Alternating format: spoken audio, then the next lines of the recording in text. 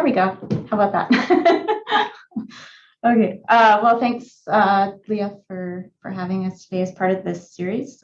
So, as you noted, I'm the Research and Operations Manager at the NCCIH. We are located in Prince George, which is the unceded traditional territory of the Lheidli. And I'm co-presenting, as you mentioned today, with Leah Quinlan. And maybe I'll just let Leah say a hello from where she is. Hi, everyone. So glad to have you all here. I'm joining from the traditional territories of the Huron, Wendat, Anishinaabe, Mississaugas of the Credit, and Haudenosaunee in what's now known as Toronto. Okay. Just a quick overview of what we're looking at today. We're going to tell you about the NCCIH's chapter that was just published in February as part of the National Climate Change Assessment. We'll go over some of the key messages from the chapter, some of the knowledge gaps we identified. Leah will be providing some examples of adaptations happening on the ground. And then we're going to just talk a little bit about some of the knowledge translation resources we've developed since publishing the chapter. And very briefly, the NCCIH is one of 6 national collaborating centers across the country. We are all focused on different topic areas. So other than EH and IH, there's also a Center for Infectious Diseases, one for Healthy Public Policy, one for Determinants of Health, and one for Methods and Tools for Knowledge Translation. The NCCIH is unique in that we are the only NCC focused on the health of a population. And we work to support health equity for First Nations, Inuit and Métis peoples by promoting the use of Indigenous informed evidence to transform and support policy, practice, program decision-making across all sectors of public health. So just a bit of background on our work around climate change. So in February of 2022, Health Canada published their national assessment. It was the first one since 2014, and it's called Health of Canadians in a Changing Climate, Advancing Our Knowledge for Action.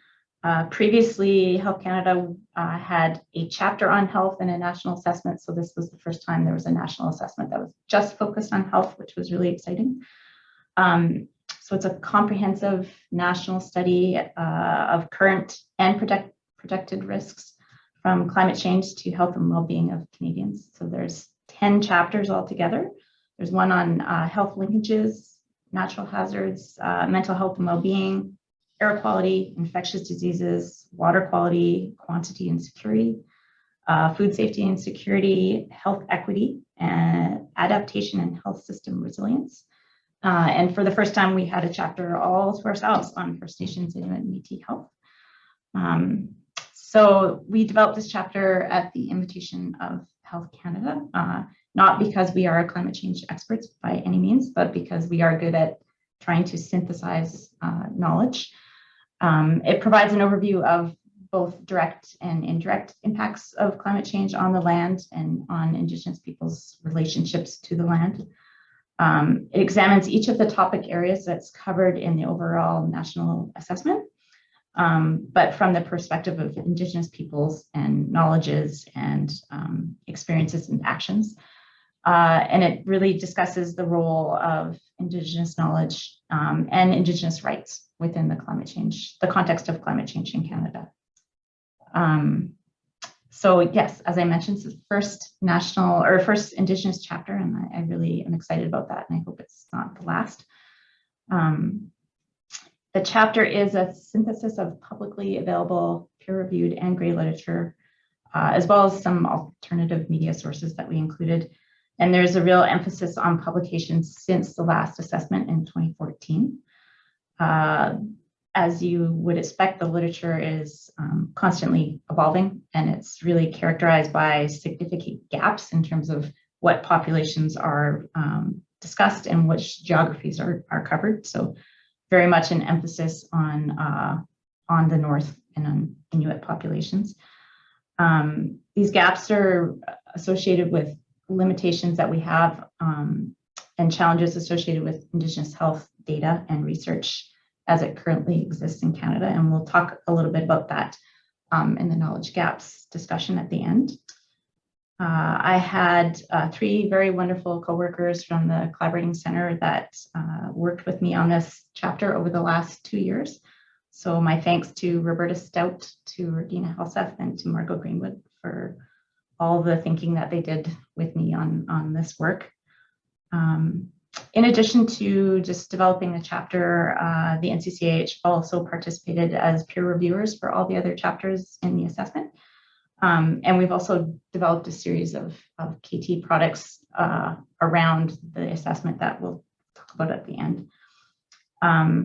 Although it was published originally by Health Canada in February, the NCCIH also published a standalone report that included all the graphics that weren't included in the PDF version of the national assessment.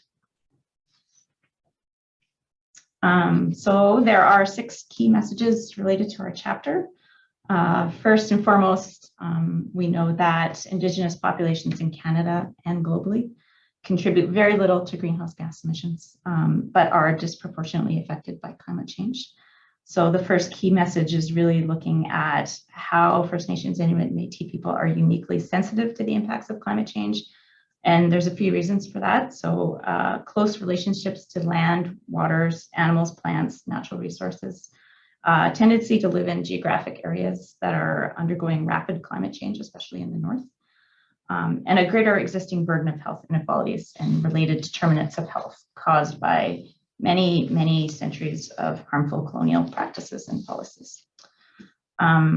So for example, just some of what you can see coast to coast across Canada in terms of flooding over a period of 2006 to 2016, we had 67 First Nations communities experienced a combined total of nearly 100 flooding events. And those are causing property damage, infrastructure damage, disruptions to community services, impacts on health and well-being. In terms of wildfires, many Indigenous communities are located in regions that are expected to see an increase in wildfire activity over the next 40 years, including parts of British Columbia, where we've been severely impacted in the last few years. Northeastern Alberta, central Saskatchewan, southern Manitoba, Ontario, and the Northwest Territories. Coastal erosion has been very prominent in the north, in the Inuvialuit hamlet of Tuktoyaktuk, for example. Coastal erosion is already forcing residents to relocate their homes further inland onto higher ground, which is just placing undue stress on and financial strains on Inuit households and communities. In the context of high living costs, low household income, low population base, and inadequate government revenues. It's really important to remember that the health impacts of climate change do not exist in their own silo. So if a community is going through an opioid crisis or a housing crisis, those things don't go away. They just are exacerbated by things like extreme heat, flooding. And while climate change is driving health risks, there are also overlapping and compounding pressures on individuals, on communities, on health systems, where there's already disparities and putting people at greater risk. We also know that climate change will exacerbate the health and social economic inequities already experienced by First Nations, Inuit and Métis, including things like higher rates of respiratory, cardiovascular diseases, water and foodborne diseases, chronic infectious diseases, and magnifying things like financial hardships, discrimination, racism, already having a high experiences of evacuations, long-term displacement, and food insecurity. So our second key message from the chapter is just that these health impacts are interconnected. They are far-reaching, they are direct, and they are indirect. We know that they're exacerbating existing inequities. And this table here just provides a really quick, easy reference in terms of climate-related causes and possible health impacts. In terms of inequities, it's well known that Indigenous-specific determinants of health are linked to past and ongoing colonial policies and practices, that really create structural inequities and systemic disadvantage throughout the lifespan and across generations. These are evident in a lot of disturbingly high rates of things like substandard, overcrowded housing, poverty, food and water insecurity, all those things. Also compounding these inequities are policies and practices that inhibit the adaptive capacity and resilience of communities.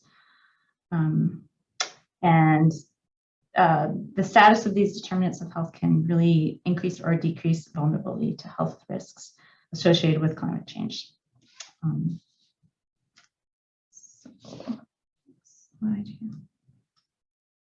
So we know that changing temperature and precipitation regimes will increase the frequency and intensity of extreme weather events, wildfires, sea level rise, coastal erosion, with direct and indirect impacts on food and water security, air quality, infrastructure, personal safety, mental health, well-being, livelihoods, and identity. There are, one of the most important key messages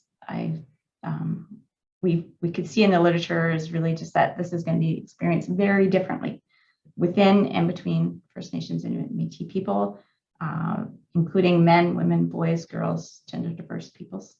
So that means that research and adaptations need to really respect cultures, geographies, local contexts, unique needs of communities.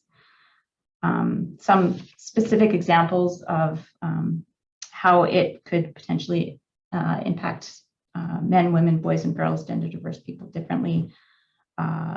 You can see that First Nations, Inuit, and Métis men spend considerable time outdoors, engaging in land-based activities, so hunting, fishing, trapping.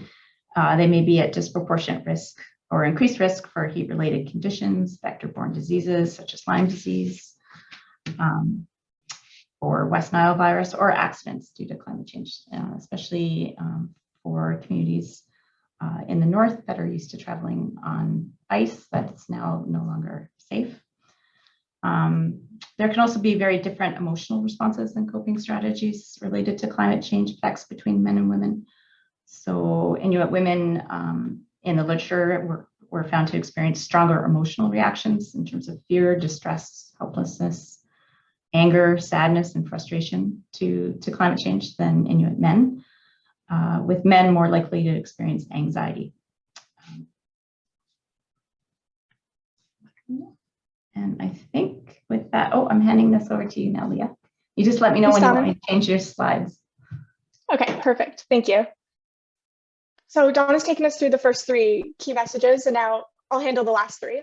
So our next one is that Indigenous people within Canada and around the world have been actively observing and adapting to climate change and changing environments for millennia. Indigenous knowledge systems and practices have been critical to their survival and resilience and are increasingly recognized in non-Indigenous spaces as valuable for understanding and responding to climate change. So Indigenous knowledge, which includes traditional ecological knowledge, traditional knowledge, Inuit knowledge, which is also called IQ, they're all dynamic and living concepts that encompass the understanding, interdependence, and relationality between First Nations and Inuit and Métis peoples and the land, which includes all creation and beings within that land. So when we say this, we're talking about how traditional and Indigenous knowledge systems work in reciprocity with the environment and are essential to the cultural well-being of First Nations, Inuit, and Métis communities and individuals. So the health and wellness are dynamic and interconnected to all of creation. So even that seemingly smallest change to the environment can really have the risk of developing into profound cultural and health impacts. So the chapter really teases out how these foundations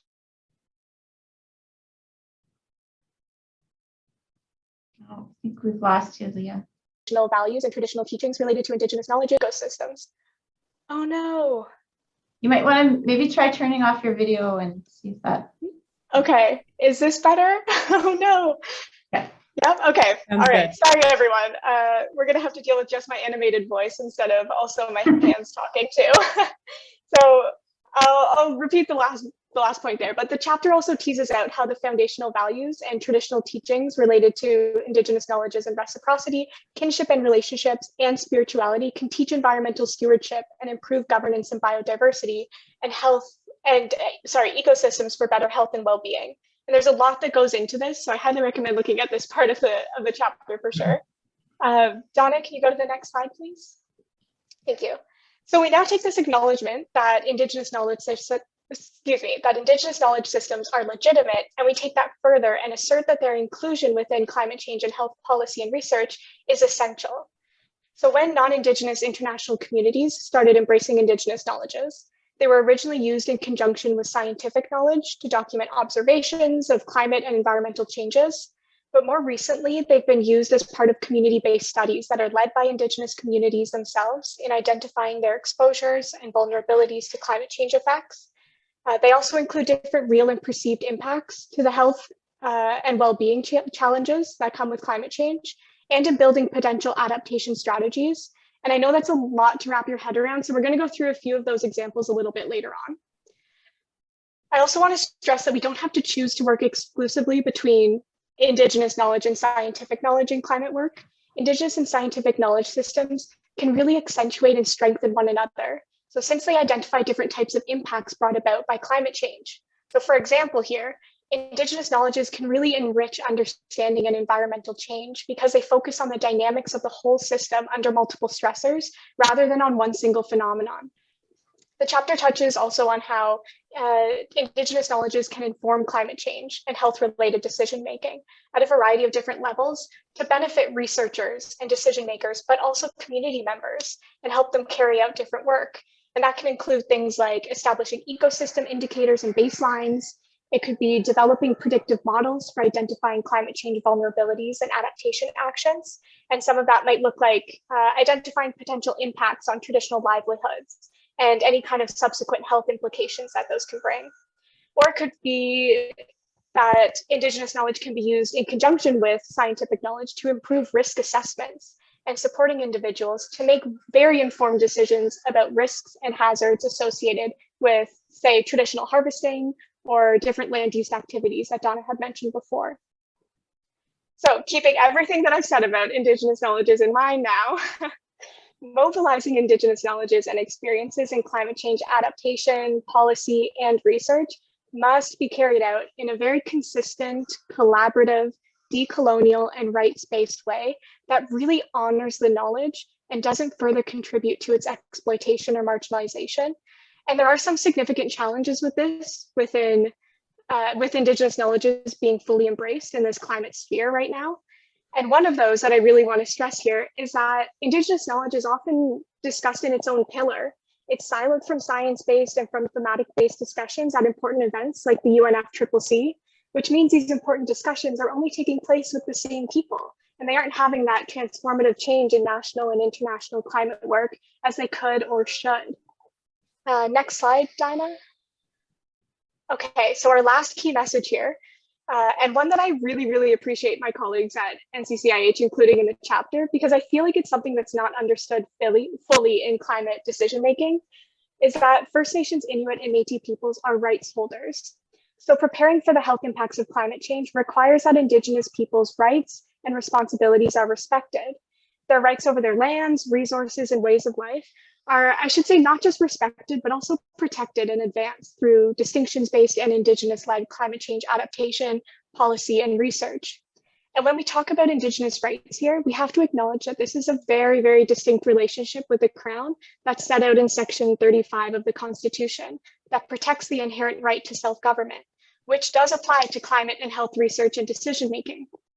Also in line with the Truth and Reconciliation Commission's calls to action, 10 principles were developed in 2018 in bilateral discussions with the national Indigenous organizations to support a renewed nation-to-nation, government-to-government, and Inuit-Crown relationship. These principles address national commitments such as treaties and other agreements and negotiations between the Crown and Indigenous people, and they acknowledge that distinctions-based approaches are needed. It's not enough to simply, not actively exclude Indigenous in climate and health work. It's also our responsibility to make sure climate health spaces are inviting and safe and proactive to the needs and goals of each Indigenous nation, government, or community. Now, there are also some international documents that promote these rights, like the UN Declaration on the Rights of Indigenous Peoples or the Sustainable Development Goals. And these promote respect and inherent rights for Indigenous people globally. They also ensure proper management of environment by protecting Indigenous knowledges and languages. They state how Indigenous peoples have the rights to conserve and protect the environment, including taking up their own research and climate adaptation measures. There's a lot more in there too, but for the sake of time, I'll let you read that on your own. So specifically in the climate change world here in Canada, we have the Pan-Canadian Framework on Clean Growth and Climate Change, where the Assembly of First Nations, Inuit and the Métis National Council are working collaboratively with the federal government through a distinctions-based bilateral tables to have structured and collaborative approaches for ongoing engagement in the implementation of the PCF and ongoing climate change discussions. And if all of this is a little overwhelming, I know a good place to start is with each of the national Indigenous organizations who have developed their key climate change reports that reflect on experiences and goals from distinction-based approaches and contain excellent guidance for future climate work. Okay, Donna, next slide. I'm going to try turning my camera back on now too, and just let me know. Feels wrong to do the whole thing as a black screen. Okay, so we'll go through some examples of how all of these key messages that we've talked about so far are reflected in community-based climate work. And I'm going to do my best to do it very concisely, but I'm very passionate about these. So we'll see what I can manage here. So our first one here is with Kashechewan First Nation, which is a Cree community located in James Bay in Northern Ontario within the Anishinaabe Nation territories. And the community is prone to extensive flooding, which you may have seen in the news in the past few years, but they've been evacuated at least 12 times since 2004. So now in 2016, Kashechewan participated in a study documenting Indigenous knowledge related to spring flooding and paired this knowledge with data from geographic information systems to gain a more comprehensive understanding of the flooding. The findings revealed that a warming climate and other human-induced factors, which I believe one of them was that their water treatment plant was inadequate, were increasing the frequency and scale of spring ice breakup, resulting in both more intense and more frequent flooding events. So in this case, the combination of Indigenous knowledge and scientific knowledge really helped Kashechewan move forward, and they're looking to use this report to further flood risk adaptation measures, including disaster planning and ongoing flood monitoring. Next slide. Now, our next example here looks at land and culture-based activities as pathways to mental health and well-being, particularly for Indigenous youth.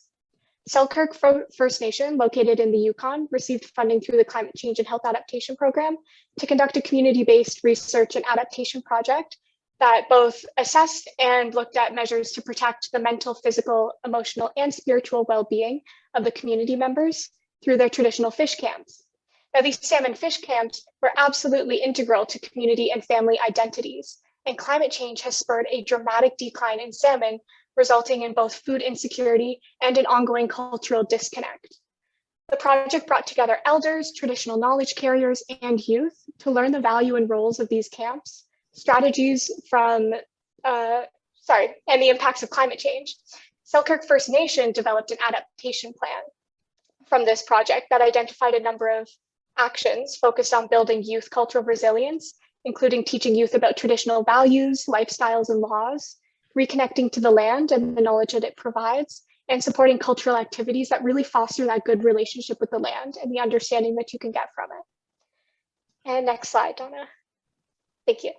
Our last example here looks at climate mitigation and preparedness measures within the Inuit and Métis settlement. So the community received funding through the Fire Smart program to pair local Métis knowledge and scientific information, so community members could learn and share information about ecosystem management, traditional burning practices, home fire protection, and a lot more. And what I really like about this project is that right from the start, they understood that cultural norms and values influence a community's perception and response to fire risk mitigation. And in acknowledging this, the Inuit and Métis settlement built their project on trust, on elder guidance, community pride, intergenerational knowledge transfer, and self-sufficiency. And that's what led to them having a very long-term initiative that had full community support. Thank you. Thank you, Leah.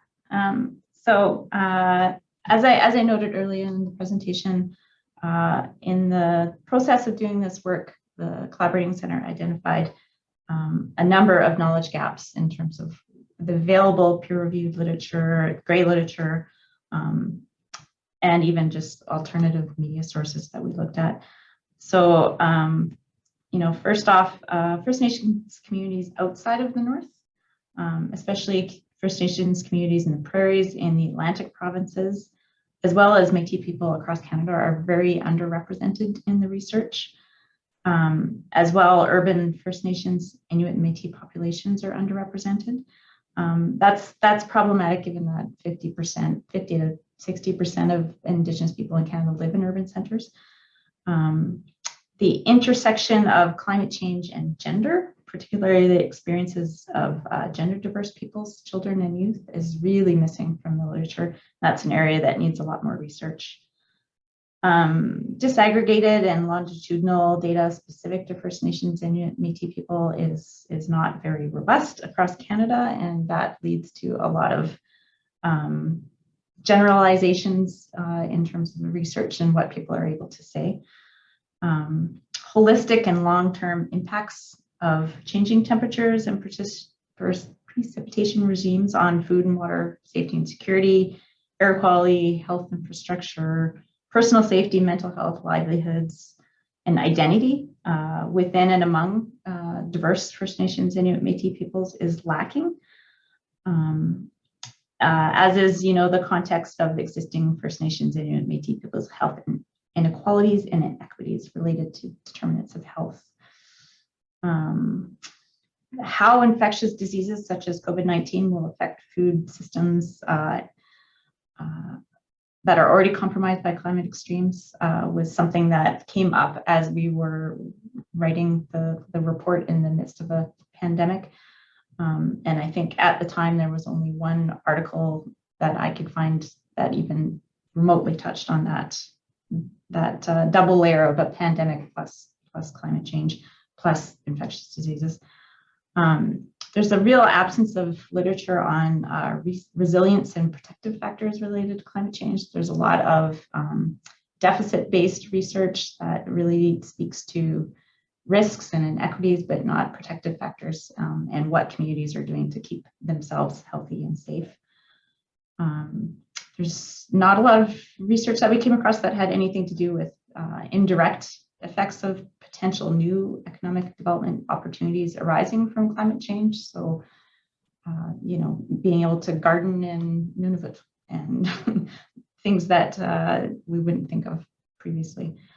Determinants of adaptive capacity, including access to financial resources and social networks, flexibility in resource management regimes, the role and potential of social learning in adaptation, and the role of government policies and programs in adaptive capacity is also lacking in the data, as is, the effectiveness of community-based adaptation initiatives and how Indigenous knowledges have been used in adaptation initiatives.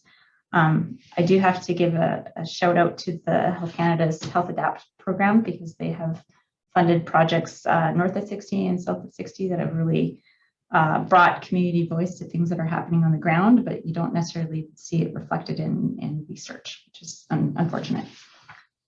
So with that, I'll just kind of talk about a few of the things that we've done since we published the chapter. As you know, the chapter is quite, or you might not know, but the chapter is quite long and the assessment itself is quite long. So we worked with Health Canada to develop a series of resources to kind of break down the information into more user-friendly resources. So we've got one fact sheet that looks specifically at health impacts. We have another one that is being published shortly on Indigenous knowledges, rights, and climate change. We've done a series of podcasts in the last little while that are all available on our website. So drawing on teachings from the land to adapt to climate change. So that's youth perspective. We've also looked at energy autonomy in the context of climate change and emergency management and planning in the context of climate change.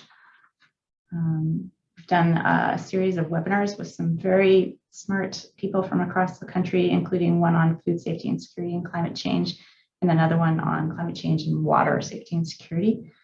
We also have a webinar that we are just getting ready to put up on our site that we did with the Assembly of First Nations with 4 different regions across Canada, where they've talked about the projects that they're leading on the ground and the good work that they're doing. We've also developed a few infographics from the chapter to make the information a bit more user-friendly. And with that, here is the link to the chapter and to our chapter specifically. And yeah, thanks for taking the time to listen to us. And yeah, we'll look forward to some questions.